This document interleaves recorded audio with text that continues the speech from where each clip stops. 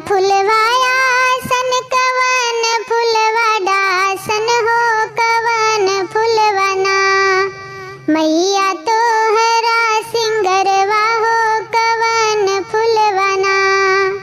मैया तोहरा सिंगरवा हो कवन फुलवना। बेला फुलवाया सन चमेली फूल दासन हो अढ़उल फुलवना। मैया तोहरा सिंगरवा हो अढ़उल फुलवना। मैया तोहरा सिंगरवा हो अढ़उल फुलवना। कौने माँ से कांवर उठे कौने माँ से मैहर हो कवन माँ से ना।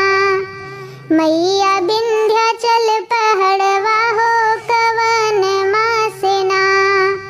मैया विंध्याचल पहाड़वा हो कवन माँ से ना।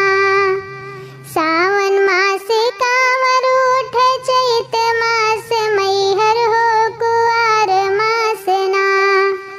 मैया विंध्याचल पहाड़वा हो कुआर माँ से ना। मैया विंध्याचल पहाड़वा हो कुआर माँ से ना।